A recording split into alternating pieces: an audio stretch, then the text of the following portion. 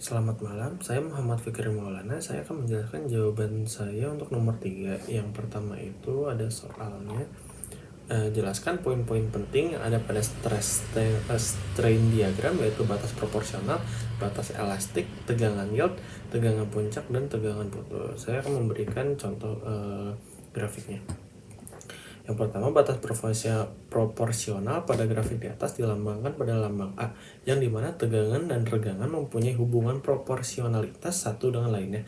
Jadi setiap tegangan yang bertambah akan diikuti dengan penambahan regangan secara proporsional dengan hubungan linear. Ini ditunjukkan oleh S sama dengan E besar kali E kecil. Jadi setiap penambahan itu mempengaruhi batas-batas yang lainnya. Batas elastis.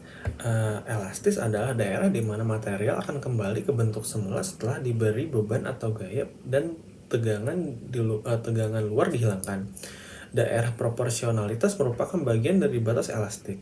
Bila beban terus diberikan tegangan, maka batas elastis pada akhirnya akan terlampaui sehingga bahan tidak kembali seperti ukuran semula.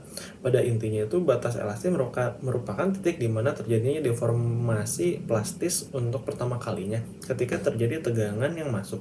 Rata-rata material teknik memiliki batas elastis yang hampir berdekatan dengan batas proporsionalnya. Kemudian ada tegangan yield.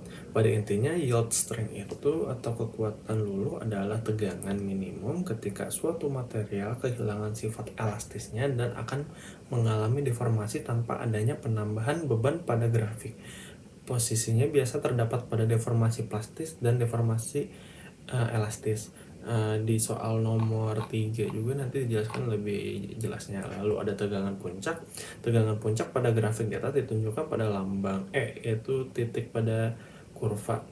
Tegangan puncak adalah tegangan maksimal yang dapat ditanggung oleh material sebelum terjadinya kepatahan atau fracture. Terus nilai kekuatan tarik maksimum ditentukan dari beban maksimum dibagi luas penampang. Tegangan putus. Kalau tegangan putus itu lebih kekuatan dari si tegangan puncaknya. Jadi tegangan putus itu sama aja kayak kalau misalkan di kurva itu yang F. Jadi kayak tegangan maksimum yang diterima dari material tersebut pada sebelum akhirnya patah. Jadi lebih kekuatan sampai akhirnya patah dibanding kalau tegangan puncak itu untuk mencapai maksimumnya. Sedangkan kalau putus itu sampai akhirnya patah.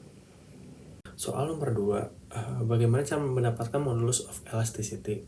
Elastisitasnya itu adalah kemampuan suatu bahan untuk kembali ke bentuk semula setelah diberikan beban atau gaya. Kalau modulus elastisitas itu adalah angka yang digunakan untuk mengukur objek atau ketahanan bahan untuk mengalami deformasi elastis ketika gaya diterapkan pada benda itu. Jadi kayak gambar yang di sini tuh bisa dilihat kalau misalkan modulus elastisitas itu yang terjadi pada stress and strain gitu. Modulus elastisitas itu didefinisikan sebagai kemiringan dari kurva tegangan regangan yang di sini di wilayah deformasi elastis. Nah itu ada batasnya, itu yang di elastis limit, itu batasnya di situ. Habis itu modulus elastisitas didapatin dari uji mekanik suatu material dengan mendapatkan delta stress dan delta strain. Modulus resilience atau modulus lenting adalah ukuran kemampuan material buat nyerap energi dari luar tanpa terjadinya kerusakan. Nilai modulus resilience adalah luas segitiga pada area elastis kurva tegangan regangan.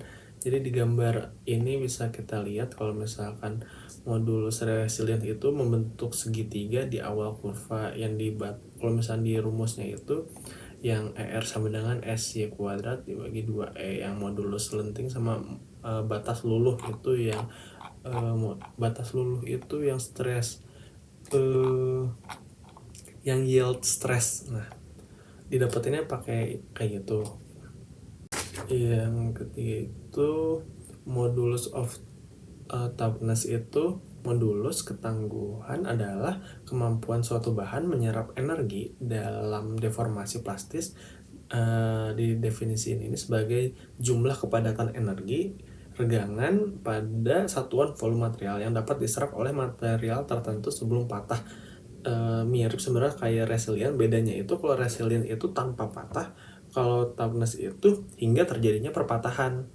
Terus kalau misalkan buat didapetinnya itu sebenarnya modulus of taugness itu kita ngitung luas area semuanya, termasuk yang modulus resilient. Karena bedanya resilient itu tanpa rusak, berarti batasnya itu yang tadi kita lihat yang yield point. Kalau misalkan kalau yang taugness itu sampai dia patah, berarti sampai yang rupture itu yang mau patahnya. Soal nomor 3, apa arti penting yield strength pada grafik stress and strain terhadap kekuatan sebuah material? Pada intinya yield strength itu adalah kekuatan luluh, yang artinya tegangan minimum ketika suatu material kehilangan sifat elastisnya. Pada grafik yang di atas ini, posisinya biasa terdapat pada deformasi plastis dan deformasi elastis. Jadi pengaruh yield strength pada kekuatan sebuah material itu kayak buat menentuin kekuatan luluh yang terjadi pada suatu material jika tegangan desain melebihi kekuatan luluhnya. Jadi kalau misalnya kita udah tes, kita dapetin spesifikasi khusus kayak nilai tegangan desainnya berapa buat nentuin kekuatan dari sebuah materialnya. Soal nomor 4, jelaskan perbedaan antara tegangan rekayasa dan tegangan sebenarnya. Perbedaan tegangan rekayasa dan tegangan sebenarnya bisa dilihat pada gambar di atas. Dapat dilihat kalau tegangan asli itu yang diperluin buat terbentuknya deformasi pas itu terus meningkat dengan bertambahnya regangan dan terjadinya pada material uji. Dan kurva pada tegangan rekayasa itu nunjukin hasil yang berbeda, meskipun pada awalnya meningkat, namun regangan rekayasa tetap turun akhirnya gitu. Terus kalau misalkan yang kedua itu tegangan sebenarnya itu dihitung terhadap luas penampang awal, itu tuh A0, dan tegangan rekayasa itu dihitung terhadap luas penampang sesaat yang A1.